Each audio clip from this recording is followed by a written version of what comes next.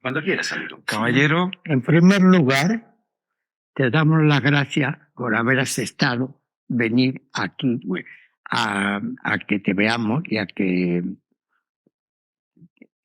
Tú no tienes mucho tiempo porque la obra que estás representando te ocupará mucho tiempo. Entonces el agradecimiento es doble. En realidad tengo todo el tiempo del mundo porque el día es muy largo y porque procuro hacer lo que me gusta y lo que me sienta bien y a lo que me sienta bien le dedico muchísimo tiempo. Y luego en el teatro son 3 horas en las que intento ser lo más eficaz y generoso posible para que las personas que vienen a ver la función vean algo vivo, esté bien, que les importe, que les entretenga sobre todo. Porque en todo lo que yo hago se aprende mucho, pero fundamentalmente uno se tiene que entretener, tiene que aprender de uno mismo, no solamente de las historias que ven. O sea que tengo todo el tiempo. También aquí las preguntas que vamos a hacer está consensuada con el grupo donde hay varias personas, mujeres y hombres, y el programa se llama Entre Amigos, que ya Nacho te ha informado algo de eso.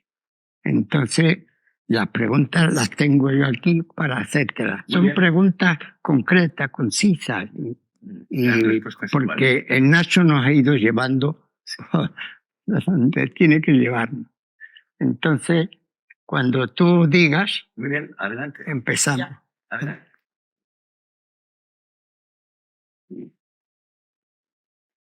La primera dice, has nacido en Riaño, provincia de León, y criado en Hermoa, Vizcaya. ¿Qué prefieres, playa o montaña? Bueno, decir que nací después de un viaje de lo que se llama el viaje de la barriga, que se llamaba. Mi madre emigró muy joven, con 14 años, a servir, primero a Valladolid y luego al País Vasco. Y cuando tuvo el primer hijo, que fui yo, pues se fue a parir a casa de su madre. Para eso había que coger un tren en Bilbao, que se llama La Robla, e irnos hasta la provincia de León con un tren de carbón, pasando por todo Vizcaya, Palencia, hasta llegar allí. Nací en Riaño, es un pueblo que luego dejó de existir por un pantano que hicieron. Y a los 7 días estaba otra vez en el País Vasco. Por lo tanto, tengo una cultura castellana, castellano-leonesa. Mi madre es de allí, mi padre es vasco y es de gente inmigrante. Y el castellano ha sido mi lengua fundamental. E incluso el hablarlo bien en el País Vasco en un momento me sirvió de muchísimo, porque había mucha gente de mi generación que no hablaba y escribía suficientemente bien, gente de los caseríos, de la montaña, del campo. Y sí, soy leonés y con educación básica, por lo tal soy norteño total, muy norteño. Aquí tenemos una pregunta que ya has contestado. De Cádiz, luego he vivido 20 y tantos años en Cádiz. Sí, de la provincia de Cádiz. Sí. Bueno, pues yo he vivido en Zara de los Saturnes 20 y tantos años. Sí, hombre, lo conozco. Sí. O sea que tengo muchas cosas. Aquí hay una pregunta más adelante que ya la has contestado. Qué bueno. ¿Sabes euskera? No suficiente como para... No. Cuando yo me crio allí, cuando yo estoy allí, el euskera que se habla no es un euskera que está codificado en un diccionario común. En cada valle o en cada pueblo grande tenía diferentes acentos. Lo mismo que en Granada tiene una forma de pronunciar, en Sevilla otra, pero en el País Vasco era muy diferente. Entonces, es verdad que la gente vasca, cuando llegaron los inmigrantes a trabajar, nunca les exigieron que hablaran euskera, nunca. Y además les acogían muy bien. Era un momento en que los dueños de las fábricas, yo era un chaval, era monaguillo, venían a misa de 7, porque se empezaba a las 8. A las 7 venían los dueños y algún que otro empleado. Cuando salían de la misa, camino del este, todos los obreros le esperaban y él era el que abría la fábrica y la cerraba. Por lo tanto, había una una mezcla muy interesante. Yo nunca sentí en Ermua, en Eibar, grandes pueblos industriales, ningún rechazo. Al contrario, hasta que la cosa no se puso más complicada y vino la violencia, que no afectaba tanto a los emigrantes como a las fuerzas del orden y eso.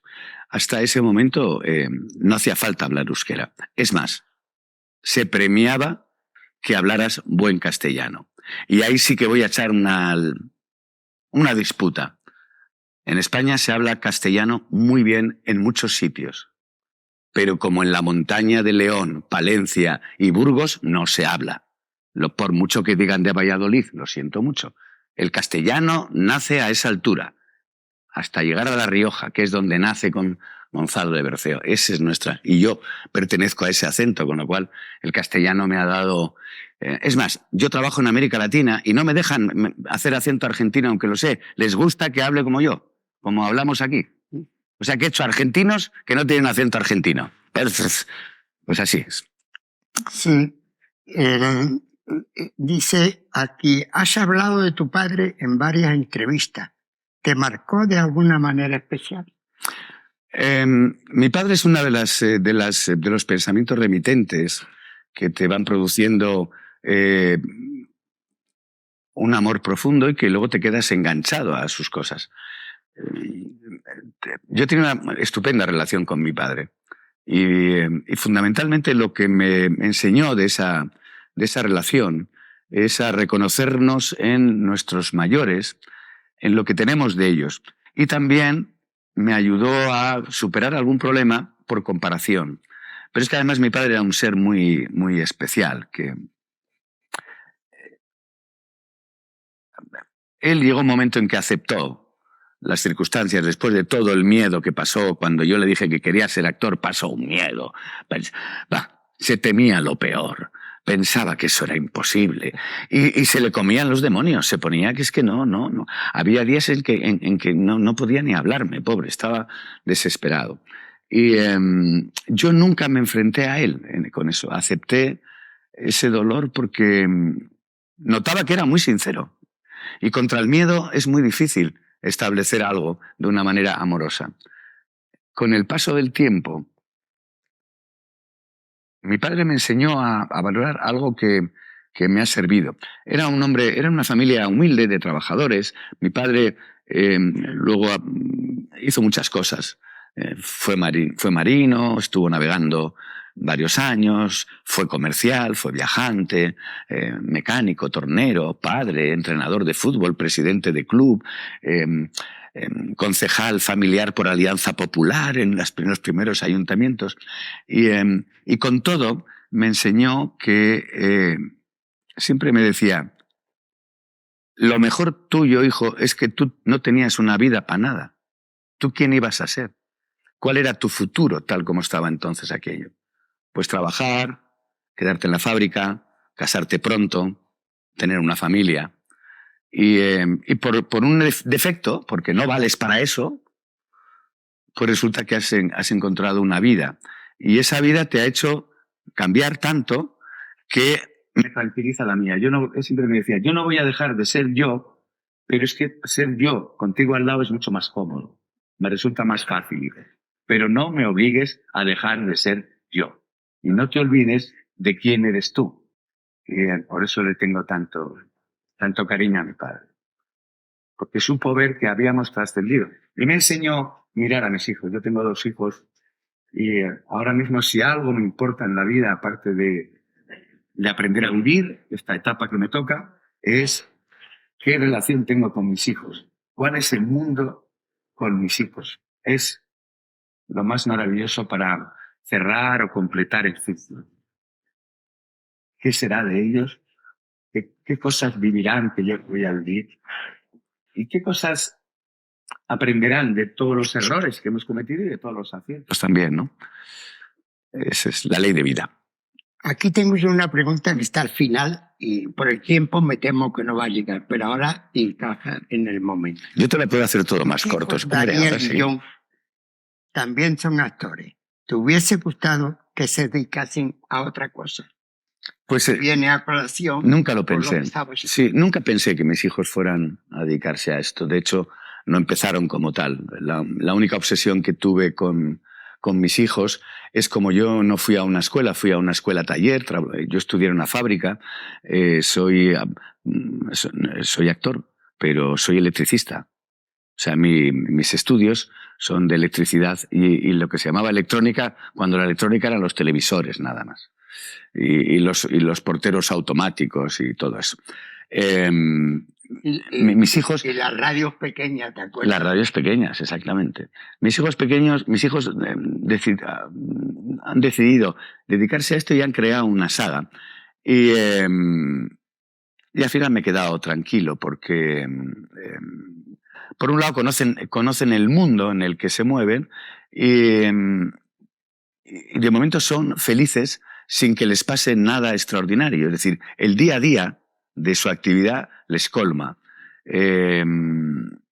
No tienen unas necesidades imperiosas y además tienen la comodidad que tienen el amparo de un padre y de una madre para poder hacer lo que quieran. En ese sentido estoy muy contento.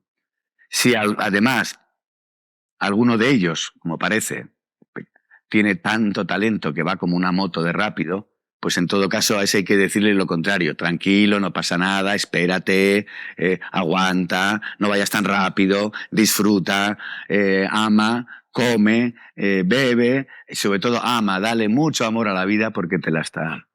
Esa es la relación con los hijos. Y como él ha estado trabajando con su hijo mayor en el teatro, haciendo La muerte de un viajante. ¿Cómo ha sido? ¿Habéis trabajado antes con él? No, muy poco. ¿Cómo ha sido muy trabajar poco. con tu hijo en el teatro? Es que es algo que estoy haciendo últimamente. Dentro de la categoría de personajes que hago ahora, le doy mucha importancia a los grandes personajes de padres. Tanto Muerte de un viajante, que es una obra de una trilogía de 3 padres. Hay Muerte de un viajante, Panorama desde el puente, y todos eran mis hijos, que son padres trágicos, padres que tienen una concepción de la vida que en vez de conducirles al melodrama, que es a explicárselo y a intentar entenderlo, es como Hamlet, es como Edipo, es como Rey Lear, son gente que se encamina hacia la destrucción. Y ese padre omnipresente lo estoy trabajando mucho últimamente y me interesa mucho el personaje de padre, por edad, desarrollarlo. Y el personaje de padre tiene muchas virtudes. Es verdad que lo he consumido mucho en lo que es el audiovisual. No quiero hacer tantos padres en el cine ya, pero sí en el teatro y la literatura, donde el padre es uno de los personajes que te permite acceder a grandes obras, que si no tienes ese impulso es difícil que puedas hacer. Estoy muy, muy interesado en eso, es lo que más me interesa. Y como padre, además, estoy interesado en vivirlo. Ahora se ha producido un cambio en mi vida muy grande, y es que mi hijo pequeño vive conmigo, con 23 años. He dejado de rodar casi a diario durante 22 años seguidos, haciendo teatro sin atender tanto, y ahora me falta tiempo, o sea, ahora no quiero trabajar todo el tiempo. Por primera vez en mi vida me interesa más que mi trabajo. Me intereso más yo. Nunca había pasado. Yo siempre me sometía al trabajo, a la lucha, y parecía que le daba poca importancia a mí mismo. Con tal de estar cómodo, de estar bien, de atender, como yo decía, he pagado la bombona de butano, venga, pues adelante. Al final terminas pagando bombonas de butano como un tonto toda la vida y dices, ¿y esto era a lo que he venido? ¿A pagar bombonas de butano y a pagar recibos? No. Pues ahora estoy en eso. Bueno, pues divirtiéndome conmigo mismo y pensando que el trabajo sirva para eso. No sé, marcharme con 67 años, me voy a marchar un año a América. Dejo todo aquí empantanado, me voy, como si tuviera 22 años. A hacer teatro, además. Bueno, pues esa es la vida que les manifiesto a mis hijos. Lo bueno que tiene esto es que no hace falta triunfar para ser feliz. Porque la vida tiene muchas partes de todas las formas y hay que vivirlas todas. Sí, estoy muy, muy enganchado con el estamento padre y lo que la figura del padre significa en la vida de los seres humanos, el padre y la madre. y ahora con la desconexión de los hijos tan pronto a través de los aparatos, los hijos salen del ámbito familiar, de las conversaciones familiares, de las costumbres, de las tradiciones, a veces hasta del cariño y de la presencia de los padres a través de este aparato que nos han puesto de momento en la mano, ahora ya es en las dos manos y terminará metido aquí. Bueno, pues esto, como padre me interesa mucho recuperar, esto ya sé que lo tenemos, recuperar el contacto mano. Es lo que me voy a llevar. Eso no produce emociones que me van a acompañar para siempre.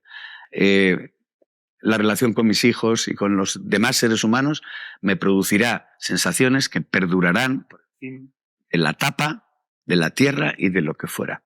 Eso ya está demostrado científicamente y además a los señores que lo han demostrado les han dado un Nobel. O sea, como para decir, oye, ¿qué es en serio esto? ¿De verdad que es en serio? Es así.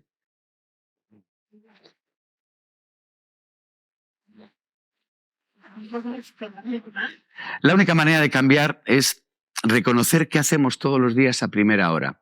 Hay un momento por la mañana, dicen los científicos, el maestro Joe Dispenza es un científico americano que trabaja sobre las emociones y el cerebro con estos científicos y sobre todo sobre la energía.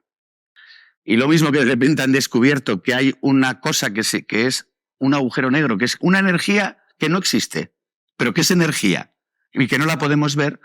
Resulta que en la vida y en el carácter de uno hay muchas de esas cosas que no somos capaces de ver si no nos quitamos ese uniforme que tenemos de protección. Desde que nacemos tenemos la palabra cuidado encima. Cuidado, cuidado, cuidado. No, no, al fuego no. No, eso no se bebe. Cuidado, no te quemes. Cuidado, no te caigas. Cuidado, hijo, no digas eso. Hijo, por Dios, no te manches. Hijo, come. Es que no comes nada. Hijo, no comas tanto. Bueno, pues... No habrá ese cajón. Ese continuo va generando un estado en nosotros que es un estado de alarma continuo. Es como el animal que está en la selva, solo que ellos se relajan mucho más rápido. Está así tranquilamente y de repente oye algo y hace tatas. Y ve una figura que viene y se pone a correr. ¡Wah, wah, wah! Se le pone el corazón a 200 para cuando ya no le persiguen y cuando ve que no está el felino hace... Se pone a comer. Nosotros no. Nosotros no. Salimos corriendo. ¡Pum! Paramos. Vemos que no hay nadie y seguimos. ¡De la que me he librado! Venga, venga, venga, venga. Venga a atacarnos y venga a atacarnos. Y por la mañana es el momento en el que uno puede no atacarse. Yo, por ejemplo, tenía una costumbre terrorífica, que a mí me sentaba mal, que es levantarme por la mañana y saber dónde estaba situado en el mundo. Entonces era un café con leche, con lo cual, como solo es un café, he sido un estúpido toda la vida buscando los mejores cafés del mundo. Yo no podía tomar café normal, mira qué tontería. Me metió en la cabeza porque era lo primero que entraba en mi cuerpo. Y en la época de fumador, café y cigarro. Y de repente yo abría el mundo y empezaba a leer prensa. Y prensa. Y prensa de aquí. Y prensa de allí. Y de todo. Y al final, al cabo de una hora ya estaba... Y salía a la calle. Bueno, pues... me ha costado más dejar eso que dejar de fumar. Esa costumbre de asustarme desde por la mañana, de responsabilizarme demasiado por la mañana, me ha costado más dejar de hacerlo que dejar de fumar. Y cuando he conseguido aprender una forma para dejar de hacerlo, mientras aprendía, me parecía imposible. Y todos los días decía, no lo puedo. No puedo quedarme parado un momento, cerrar los ojos y quedarme quieto. Empieza a dolerme el culete. Ay, que no estoy respirando bien. Pues eso, para terminar, la única he llegado a conocerlo porque a que me lo expliquen además, porque como actor, con el tiempo descubres que la clave para actuar y para ser otro y dejar de ser tú mismo es hacer eso que tienes que hacer por la mañana, que es llegar al sitio de trabajo sabiendo todo lo que tienes que hacer y hacer. Se me olvidó todo. No sé nada. No sé qué va a pasar. Y entonces, como un niño, te pones a jugar que es lo que a mí me ha pasado siempre. Yo tengo una foto muy pequeño que me hicieron, éramos pobres, claro, me hicieron un traje con unos periódicos, un traje de indio y un cuchillo de madera, de cartón. Yo me puse así y ya toda mi familia creyó que yo era un indio. Y cuando empecé a trabajar, que tenía 9 años, yo hacía el payaso niño en una cosa con Charlotte, con gente. Todo el mundo me lo creyó, con lo cual mi vida en ese aspecto no ha sido tan difícil. No me puedo dar ningún mérito, porque un día dije, soy el Lute, me creyeron. Soy Antonio Alcántara, me creyeron. He hecho divinas palabras, me creyeron. Y cuando no te creen del todo dicen, esta vez no le ha salido tan bien, pero tampoco dicen que lo echen. Con lo cual, ¿por qué nos vamos a preocupar, no? Disfrutemos. Y ahora que les veo a ustedes me da mucha emoción porque yo voy hacia ahí también. Y les digo la verdad, merece la pena mucho. Merece la pena mucho encontrarse con esa tranquilidad. Ya hemos recibido tanto cariño, hemos trabajado tanto, hemos sufrido tanto, hemos tenido tantos miedos, que encontrarse así, encontrarse una buena lectura, una buena charla, una buena compañía, una buena música. Dicen que la música, aunque no les entienda, es, junto con la pintura, aunque no se entienda, son los únicos artes que explican sentimientos que nosotros no sabríamos explicar con palabras. Cuando uno escucha las 4 estaciones de Vivaldi, es difícil explicar con palabras lo que uno siente. Incluso si dices, hace tiempo que vengo al taller, pero no sé, y oyes las costureras en una zarzuela, hay algo de tu mundo, de tu pasado que te lo explica y tú no sabrías explicarlo. Pues es muy sencillo. Vamos a escuchar música y a escucharnos a nosotros. Yo hoy me voy muy contento de aquí. Hoy he aprendido muchísimo. De momento, espero tener vuestra educación y escuchar tanto sin hablar cuando tenga esa edad como ustedes han tenido conmigo. Se lo agradezco muchísimo. Gracias. No, fuera de contexto, que no está en la pregunta en el contexto, se me ha ocurrido, tú has hecho teatro, has hecho cine, has hecho televisión y muchas cosas más. ¿No te han ofrecido nunca hacer radio? No, aunque la radio siempre yo he manifestado que me gustaba mucho. Que yo siempre, cuando era más joven, yo oía a Iñaki Gabilondo desde chaval. Y muchas veces iba a la SER y a hacer una entrevista y siempre decía, a mí me hacía mucha ilusión llegar algún día y decir, hola, muy buenos días, son las 6 de la mañana, hace una temperatura de 14 grados en Madrid, el cielo está encapotado, el tráfico está fluido. Esto es la cadena SER y son las 6 de la mañana. Soy Imanol Arias, cadena SER. Ese fue un gran sueño. Y luego soy amigo de Iñaki Gabilondo, y cuando se lo hago se muere de risa porque sí, la radio es algo que yo aprecié, y creo que lo aprecié porque la escucha, el hecho de escuchar, sí. Como yo tenía esa facilidad con el castellano, valoraba mucho cuando se me escuchaba y veía que mi lenguaje era el bueno. Por lo tanto, yo me hice un escuchador y soy un imitador por escucha tremendo. Hasta tal extremo que la primera vez que hice un protagonista en el teatro,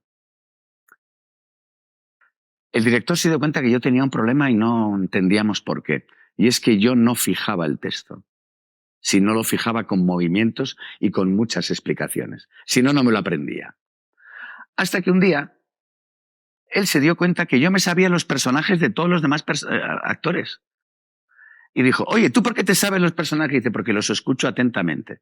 Y entonces lo que hizo fue contraté a un compañero que me decía en alto el texto. Y yo aprendí mi primera obra de teatro escuchándola, no leyéndola. Por esa gozo que tengo yo con buscarle el tono, cómo habla, cómo dice. Sí, el oído es importante. Y la radio tiene una cosa como mágica, ¿no? Además de que yo creo que toda esta generación, la radio les ha acompañado. Y yo. Entonces la radio ha sido para muchos de ellos pues un medio no solamente de acompañamiento, sino también una cosa también, tiene algo mágico, ¿no? El estar escuchando y no ¿Tú estar viendo. conociste, Es lo que yo creo. Porque mira, la televisión que viene justo cuando la época que empiezan los Alcántara, la televisión lo que hace es que concita a toda la familia frente a un objeto.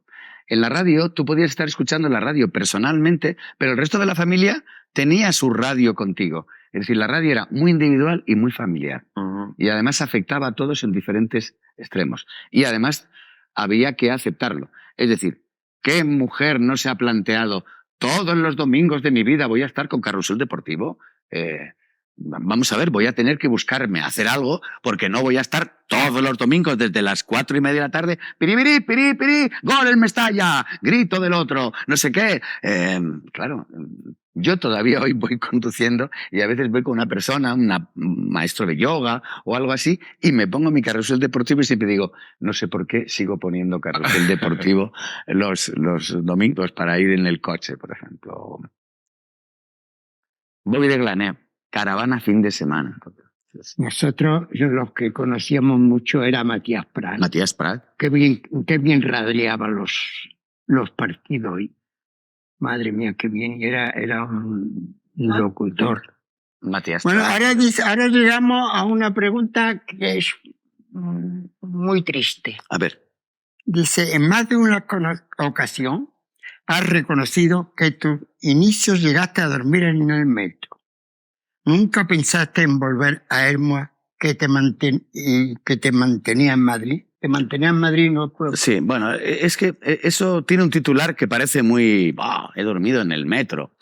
Vamos a ver, yo he vivido hasta los 19 años en una casa de 79 metros y éramos 7. Yo la primera vez que hice pipí a alguien en la cama no fue a mi hermano pequeño, fue a un señor que era pupilo, mayor que yo, que era de Soria. Y que venía a casa, trabajaba, le lavaba a mi madre la ropa, le dábamos de comer y dormía conmigo. Entonces, al llegar a Madrid, yo no tenía medios económicos. Pero inmediatamente me puse a trabajar en lo que fuera. Hice muchas cosas. Y bien, además no pasé. Lo de dormir en el metro tenía que ver con una decisión que yo tomo, y es que mi padre me dice, mira, hijo, no voy a decir en el pueblo que te has ido a ser cómico. Voy a decir que has ido a estudiar a Madrid.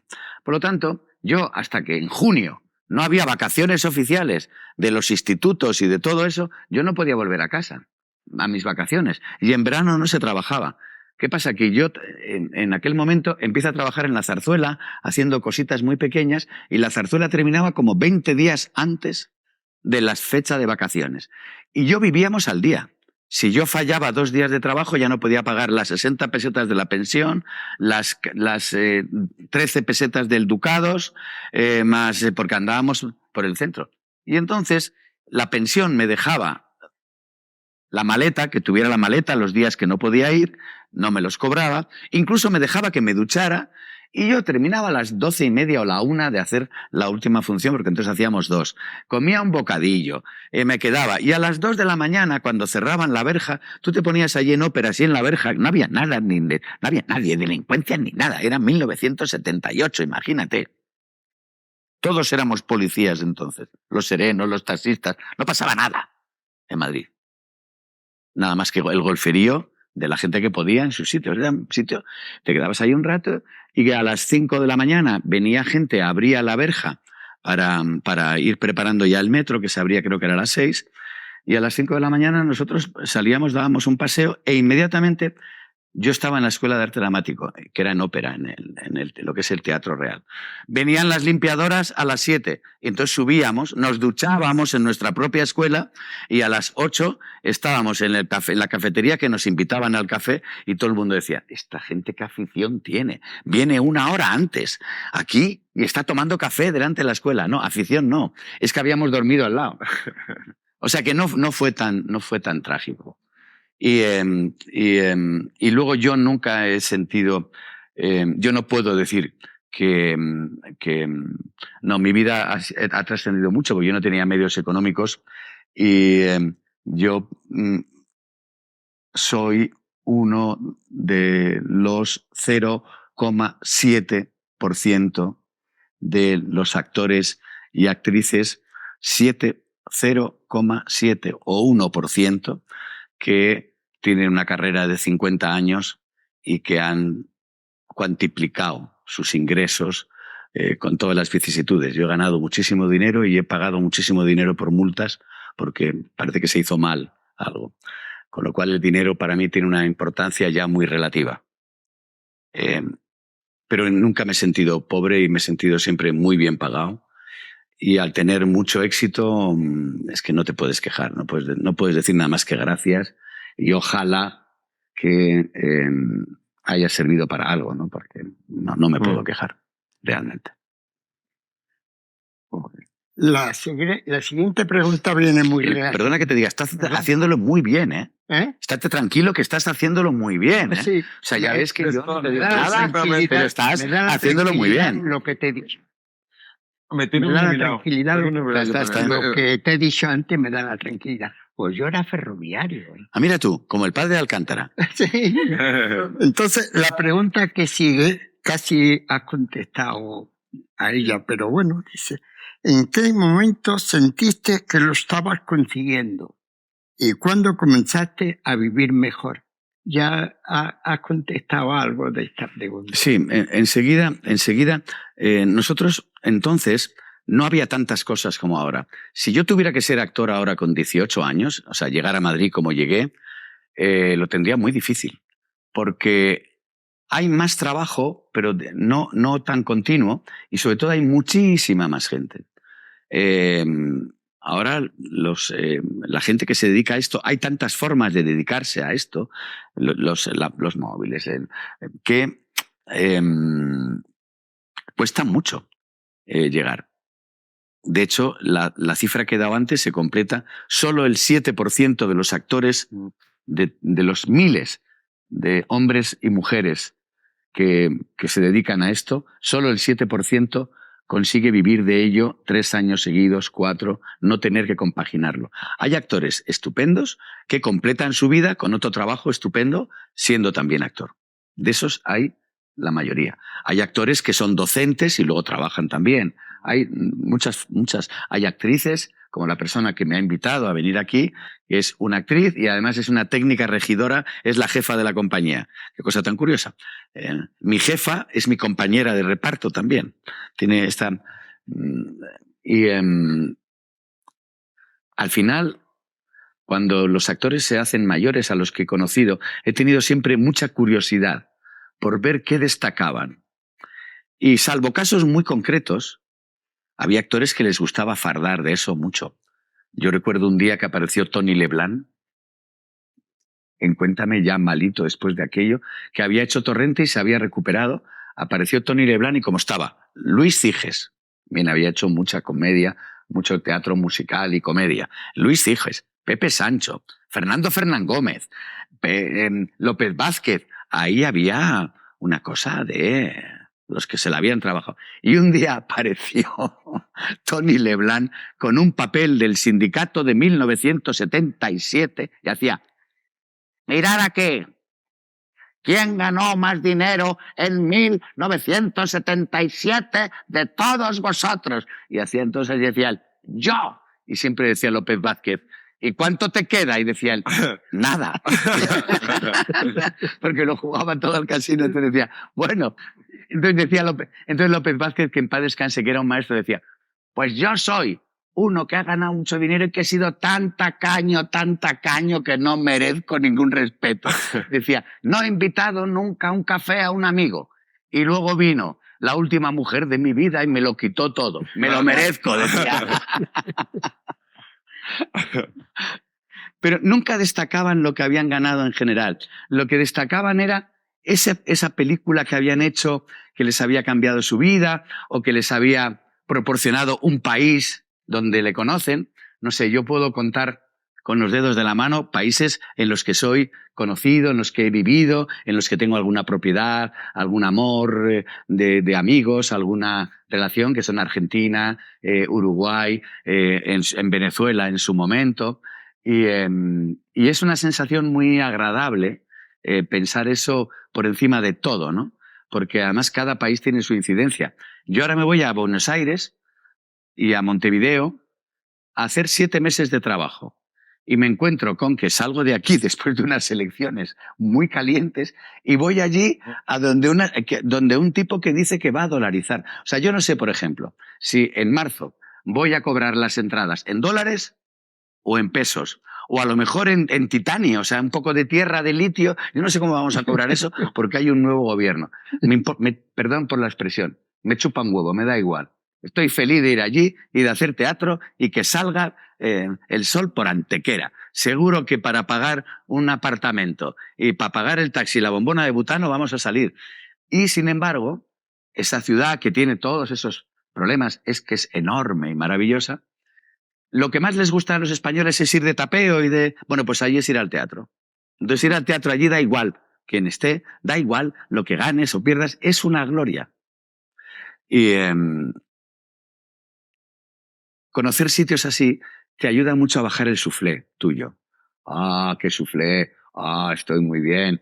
Ah, me dicen señor Arias. Ah, fíjate tú. Ah, me mandan un taxi a casa para venir a hacer una actividad que puedo venir con mi coche. Ah, ese suflé que uno va teniendo, cada vez que alguien dice algo de ti cierto, como, bueno, porque ese suflé, no, bueno, pues ayuda muchísimo en viajar en ese sentido y abrir la cabeza.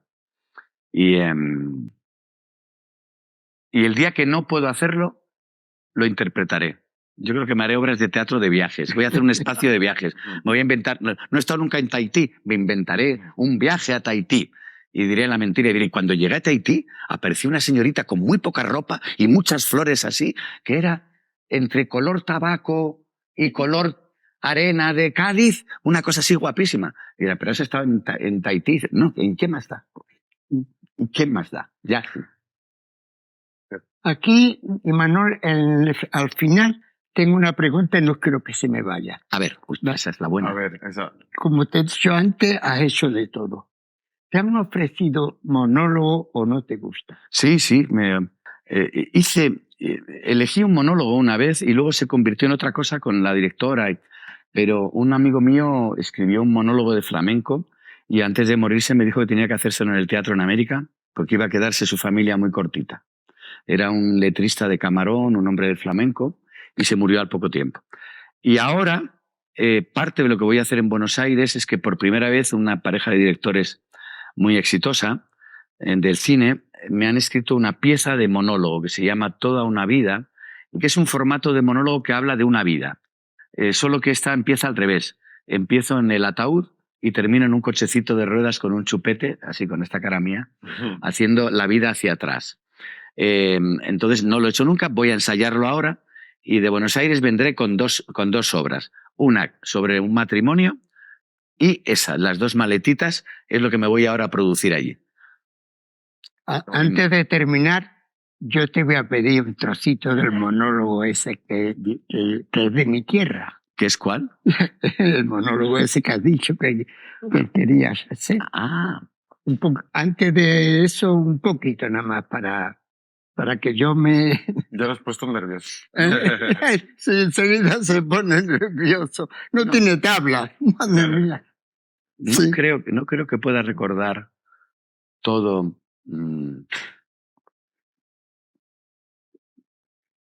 Recuerdo que este monólogo sí empezaba diciendo, según me tienen dicho, yo ya vine al mundo con el rumbo errado. Tan es así que ni siquiera me llaman como me llamo. Atiendo por el Alcayata, pero mi verdadero nombre es María Leudovigis Valencia Salamanca. Cuidado, no se confundan. Que aunque me llame María, yo tengo el mandado en pendiente como Dios manda. Son cosas de gitanos. Mi madre, para librarme del servicio militar, me catapultó en la feminidad y me hizo ser una jovencita, cosa que se pasó rápidamente, nada más vi aquella gitana moza que se me puso delante. Entonces comprendí que María Eudovigis, Valencia, Salamanca, moría para siempre y aparecía el Alcayata, que como ustedes saben es esa especie de tornillo retorcido. Y parece ser que cuando yo canto adopto un poco la actitud de Alcayata.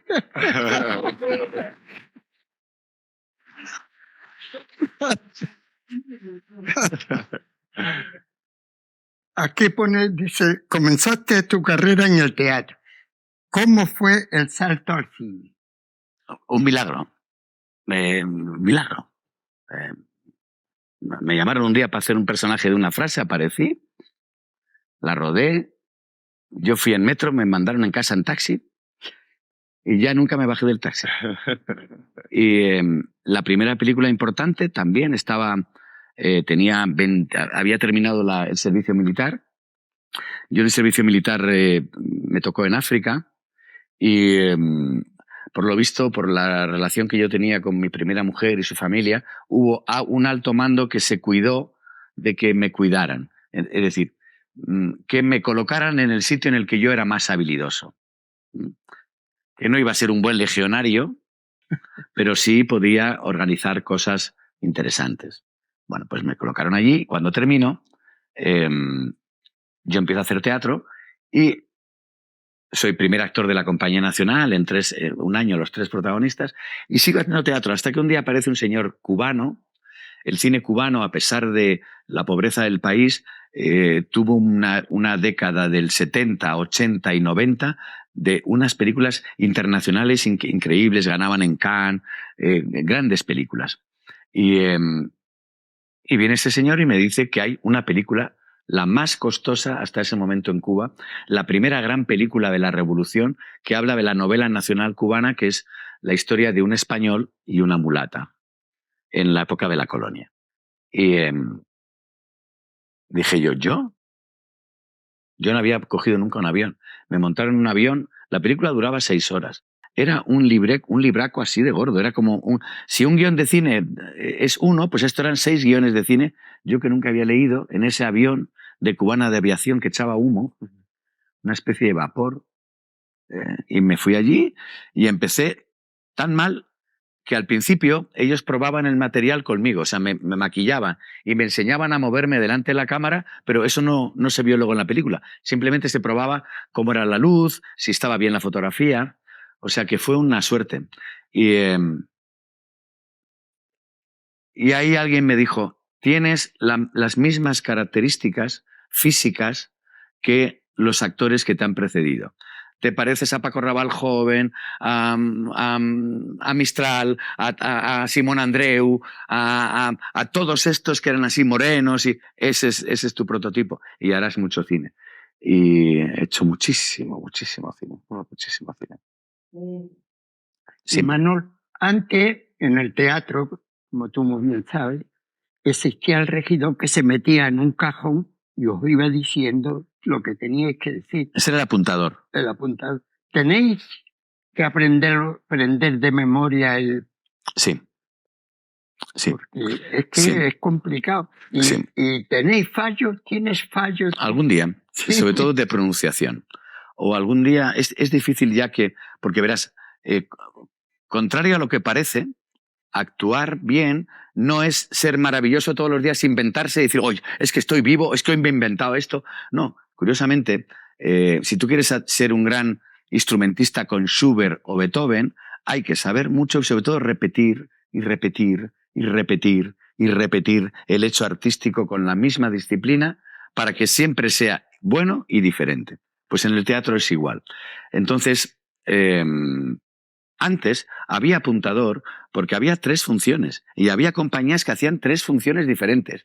El Conde de Montecristo, Los Cuernos de Don Friolera y Filomena Maturano. Claro, entonces ahora no, ahora realmente lo sabes y todos los días lo que haces es una ceremonia, es como un concierto, una ceremonia de repetir el texto. Y además las obras de teatro ahora se están limpiando de muchas cosas que tenía antes el teatro. En el teatro, si no hay una nevera, no hace falta. Porque cuando hay una nevera, abres la nevera, sacas una botella de leche, por ejemplo, te pones un vaso, en el teatro no se ve un vaso de leche. Entonces, para abrir una nevera, sacar una botella de leche, llenar un vaso y hacer, mira, Mari Carmen, pues mejor no tener nevera. Entonces, se da mucha importancia al texto, es el texto el que ilustra todo. Yo he hecho 250 funciones, que son 189.000 personas en España, Argentina y Uruguay, que han visto Muerte de un viajante, aquello que se vio con Rodero en la televisión, la historia del viajante que prefiere morirse y pagar su seguro porque es un fracasado para dejar algo a los hijos, todo eso, estas 250 funciones, basándonos fundamentalmente en un decorado que es 3 paredes, una proyección y 4 sillas. Las 2 maletas que entra el viajante. Nada más. Tiene más importancia casi el sombrero que los muebles. Porque el sombrero determina cuándo está y cuándo no está. Y cada vez es más importante saber el texto y saber transitarlo. De tal forma que esto es como el matrimonio. Hay que mantener la pasión, pero para eso no hay que hacer siempre lo mismo tampoco. Es decir, no hay que agotarlo, ¿no? Pero tampoco hay que desvirtuarlo. Por no sentir siempre la misma pasión no te vas a liar a golpes para ver qué diferencia hay. No, es todos los días acercarte con la misma verdad y humildad, decir, hoy voy a hacer esto. Y así se hace y todos los días es diferente. Es muy Mi criterio, Manuel, es que el actor tiene que ser un privilegiado de memoria. Eso se adquiere y luego se va perdiendo también. Luego vas notando cosas. El texto se fija no tanto por memoria como, según dicen esto que decía antes de los nuevos científicos, el texto se aprende por la emoción. Es decir, el texto, cuando lo dices, te produce una serie de emociones en el gran cerebro de la emoción que es el intestino, que es aquí. Uno cuando siente una emoción no la siente aquí. Uno siente aquí el miedo, el horario, la presión, la emoción o aquí o está aquí. Bueno, pues uno asienta el texto ahí. Y entonces a través de la emoción te vienen las palabras. Yo cuento un monólogo en Muerte de un viajante que dice, mira muchacho, no lo entiendes, verás, cuando era un chaval, debía tener 18 o 19 años, yo ya estaba en la carretera y me preguntaba si ser viajante era un buen futuro para mí, porque por aquella época yo quería viajar a Alaska, porque en Alaska se encontraba oro con facilidad. Se está refiriendo a 1910, cuando la fiebre del oro. Y decía, no me digas, sí, mi padre fue un gran aventurero, vivió muchos años en Alaska. Yo mismo pensé ir hasta allí con mi hermano mayor y tratar de localizarlo. Bien, si yo todo eso tengo que articularlo con saber que tratar de localizarlo y lo voy memorizando por palabras, de alguna manera puedo tener esto, pero a la hora de hacerlo todos los días recurro a la emoción. Lo que cuenta este monólogo es que cuando ya tenía decidido irse a Alaska y dejar de ser viajante, conoce a un viajante que se llama Dave Singelman, que tenía 81 años y había sido vendedor en 32 estados, que es un territorio más grande que España. Ese hombre con 81 años seguía trabajando. Subía a la habitación de su hotel, se ponía unas zapatillas de terciopelo verde, cogía su whisky, descolgaba el teléfono y llamaba a todos sus clientes sin salir de la habitación y lo vendía todo. Así se ganaba la vida. Dice el personaje, cuando vi eso, comprendí que ser viajante es a lo mejor a lo que puede aspirar un hombre. Y dice mi personaje, imagínense, ¿qué puede ser mejor a los 81 años? Que ir a 20, 30 ciudades, descolgar el teléfono y ser querido, recordado y apoyado por todos los clientes.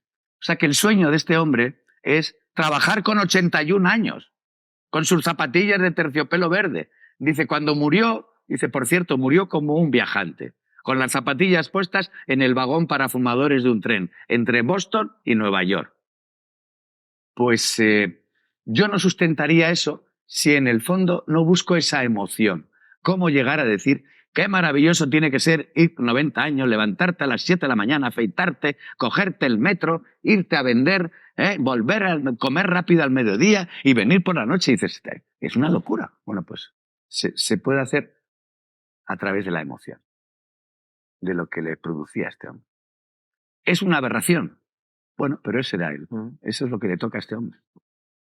Okay. Estudiaste en Estados Unidos. Sí. Estudiaste.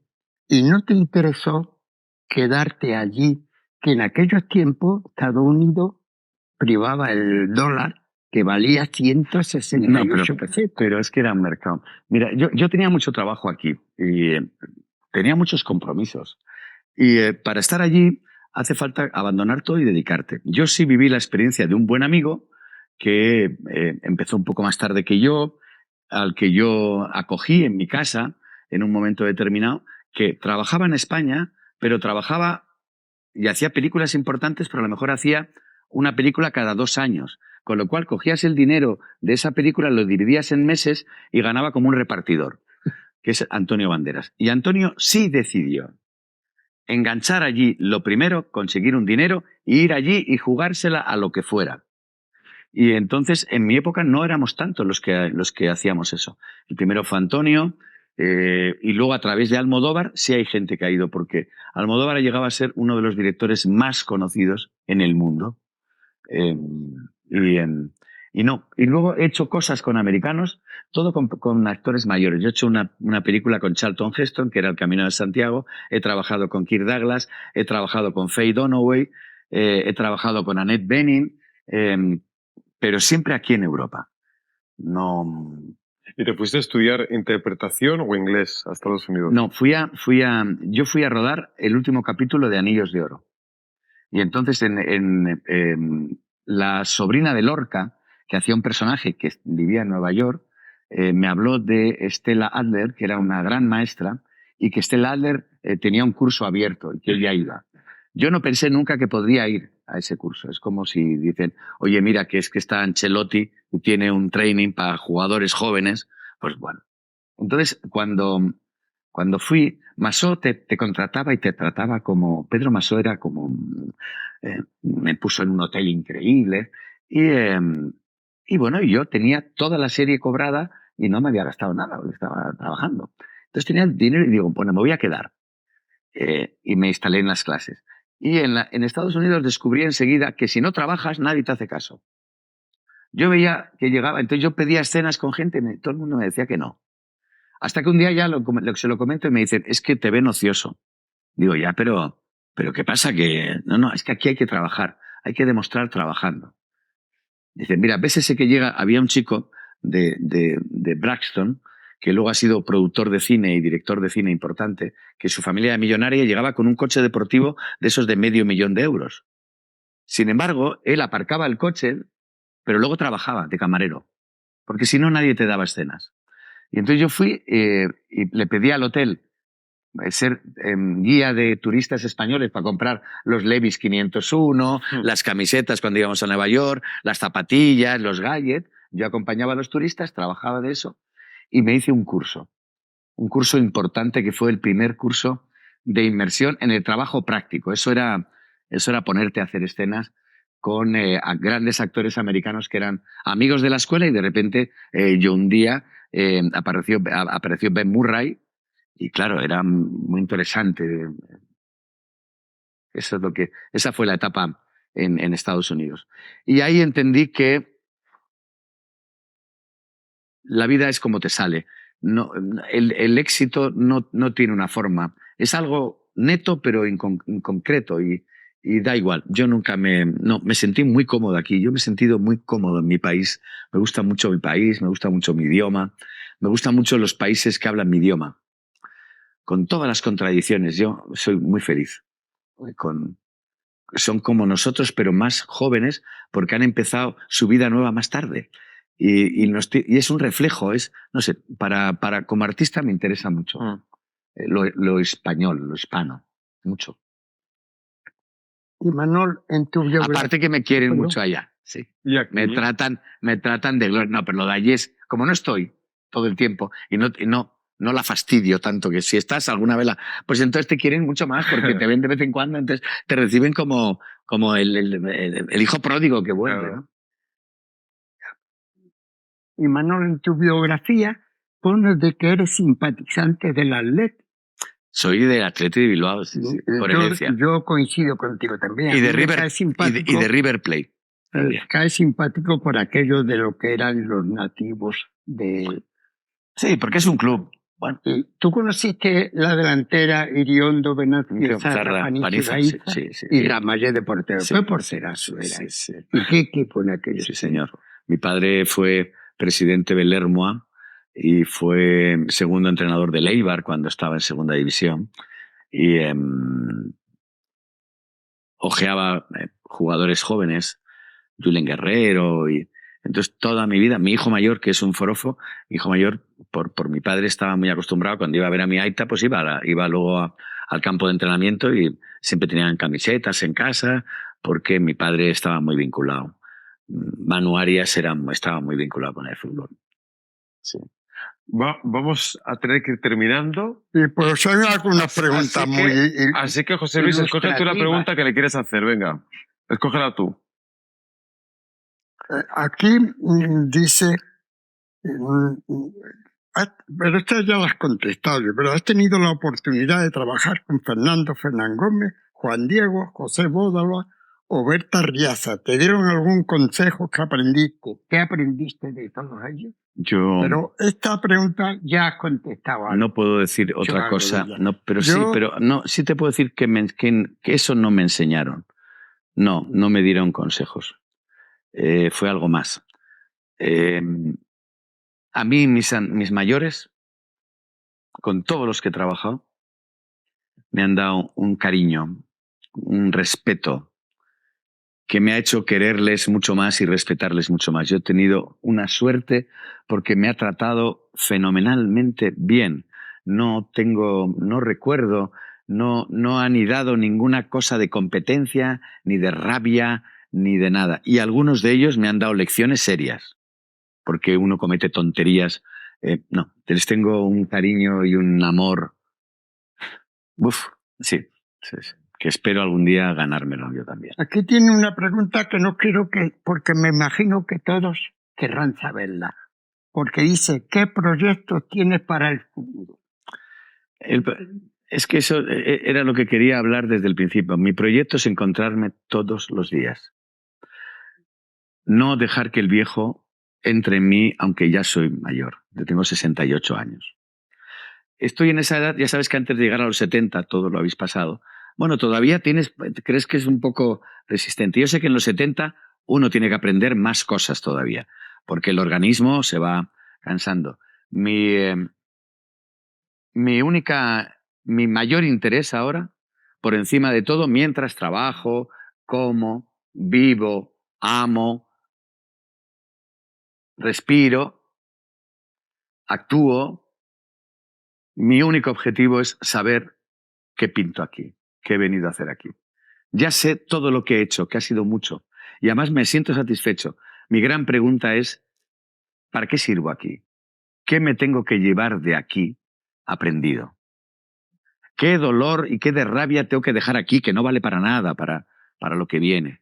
En lo que viene no hay dolor, no hay cuerpo, ni hay nada. Es una energía, es un legado. Y yo creo que el legado de una persona, si eres artista, tiene que ver con dos cosas. El legado no es el recuerdo, el buen recuerdo que dejes, porque eso dura muy poco. El legado son los hitos que tú vayas consiguiendo contigo mismo, que puedas ofrecer a los demás y que a algunos les sirvan. Y qué mayor hito que llegar a saber quién eres. No quién dicen que eres, ni quién dices que eres. Juntar el mundo de quién digo que soy y quién soy realmente, ese es el objetivo final. Llegar a descubrir quién soy y para qué he venido aquí y qué tengo que llevarme de aquí y qué tengo que dejar aquí. Porque no soportaría terminar la vida infeliz, con rabia, por no haber entendido. No. Espero que no. Muchas gracias.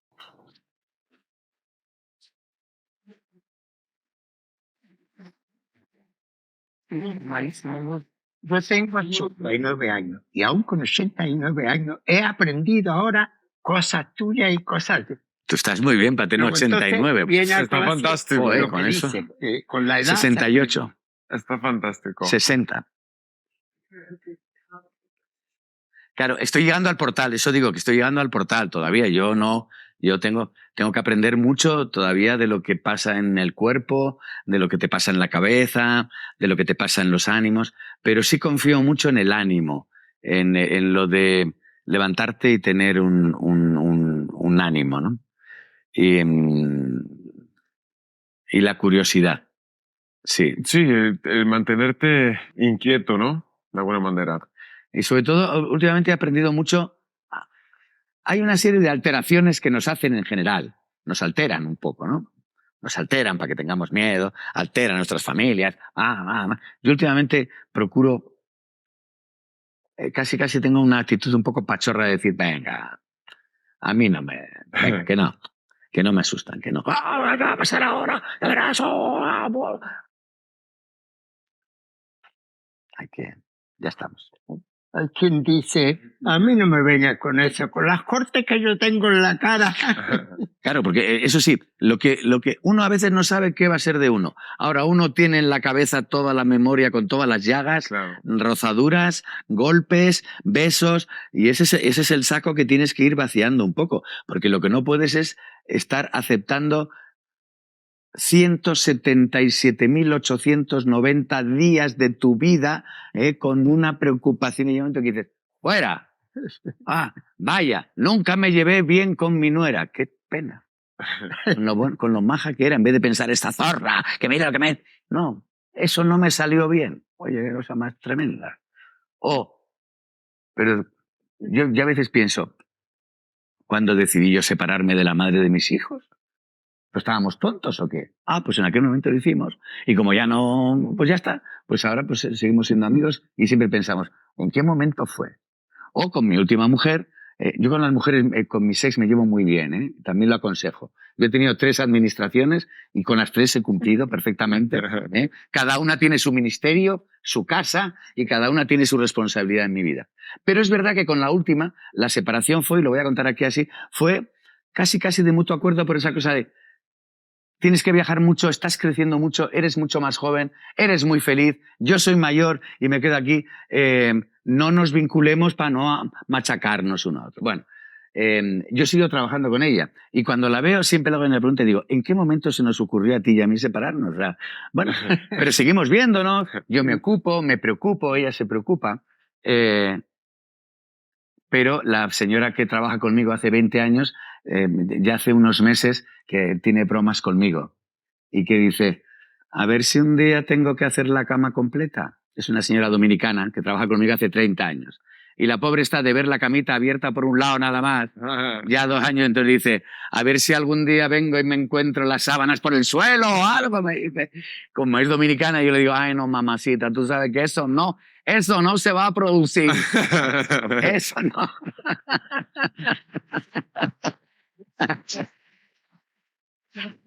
Es lo que nos queda, esta camita abiertita en un lado y traca. ¡Ay! ¿Os acordáis cuando era aquello de... Ay, de verdad, dormir con Ramiro es que es un pesado, porque siempre se pone para este lado, tira para allí, esta cosa hasta que ya encontrabas tu sitio. Ahora es como... Da igual que no esté Ramiro, pero está o Ramira. Hay una cosa que hace. Bueno, pues eso. Para eso quedamos y hay que disfrutarlo. Muy bien, Imanol. Pues darte las gracias otra vez. Yo creo que gracias nos has regalado una tarde estupenda. Que de verdad que no la vamos a olvidar. Y bueno, pues eso, un último aplauso. Gracias a ti, amigo, a ustedes. Yo que soy muy agradecido. Yo también, que me agradecidos. Muchas gracias. Gracias de verdad. Gracias. Muchas gracias, amigo. Muchas gracias. Gracias a todos. Hombre, claro. Muy bien. Voy a revisar a ver si me gusta esto. No, hay que ir pensando ya. Pues sí. Voy a hacer una serie de actuaciones en diferentes sitios y a ver si encuentro. Pues yo te lo recomiendo, Yo te lo recomiendo. Sí, sí. Aquí la verdad es que hacemos cosas muy chulas, ¿no? Sí. Yo creo que no. Aquí Nos lo pasamos bien. no te aburres, ¿no? Además tenemos un director de orquesta que siempre nos tiene ocupados y te lo pasamos. Yo llevo aquí 5 años ya. ¿Quiere decir algo eso? Pues sí, Primero, que eres muy mayor y que estás muy bien. Oye, y que lo ha hecho muy bien. Oye, Lo ha hecho vamos muy bien, a ver sí, un aplauso a señor. José Luis.